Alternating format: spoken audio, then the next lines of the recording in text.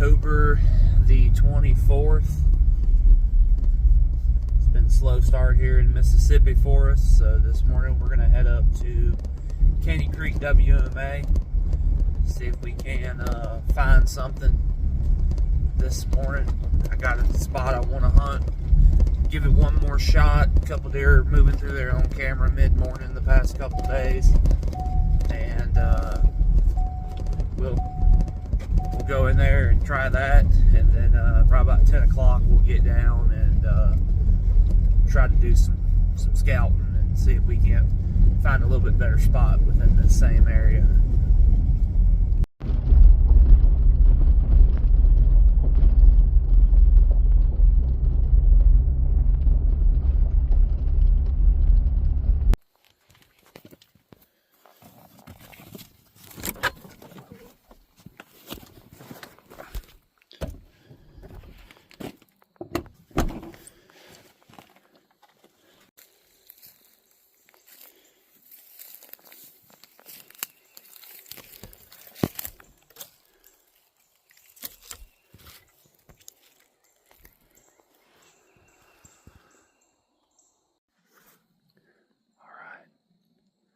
Rough time walking in, follow the creek, zigged when we should have zagged. Long story short, we're finally in the tree. So, hopefully, we'll see something come feed through here mid-morning and try to get a shot on something.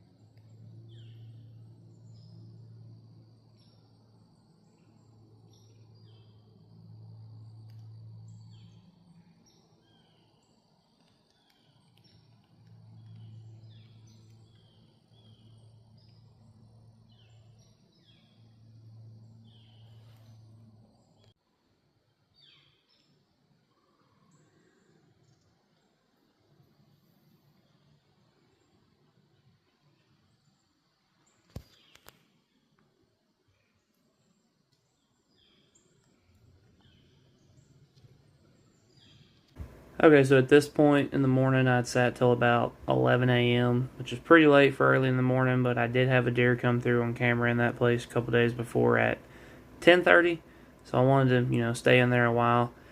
I decided I was going to go ahead and get down and do some walking around, some scouting, see if I can't figure out how the deer are using this place. This is the first year I've hunted out there, so put some footage of that coming in here now.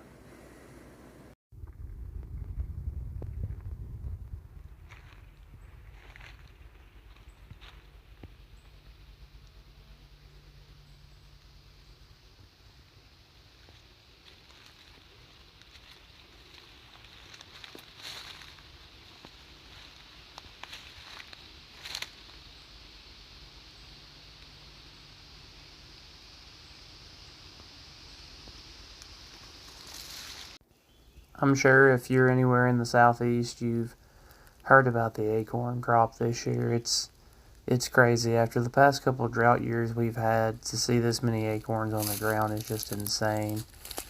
It's like everywhere you go, they're falling out of the trees. There were times in this day that the wind would blow real hard and it sounded like it was raining, but it was just acorns falling out. So that's what I'm just showing here is all the acorns on the ground. It's an insane amount, and it makes hunting a little bit challenging because these deer just do not have to move to find food. Another thing I found interesting was this huge longleaf I ran into. You just don't see a lot of these pine trees this big left. So I walked around that area about 2 hours, did 2.5 miles, just taking my time, picking my way through, really looking for sign. One of the things that interested me the most was there was a really big creek and it had steep banks. I mean, straight drop offs. And I knew that somewhere I was going to find where the deer were having to interact with that creek. And that's what I was really looking for.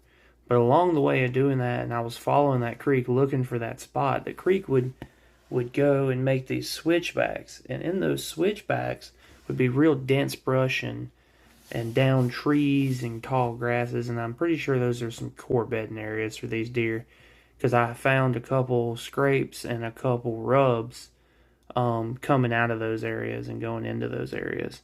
So that's something good to know. I also found a couple sloughs in there. I'll throw a picture of that here. They had a few tracks around them. And then when I finally got as far back as I ended up going, I found what I was looking for, which was a creek crossing. There was a spot where the sand was just all torn up. I'll show that here. And you could see right across the way where they were climbing up out of the other bank. The only bad thing about this spot is, I mean, it's very dense coming up to that. I'm probably going to have to go back up the creek a little bit and hunt down the creek, because I don't think I'll be able to climb a tree anywhere around there. Well, that's going to make it all for today. Like, comment, subscribe if you don't mind. We're going to keep trying to fill some freezers around here. So y'all have a good one.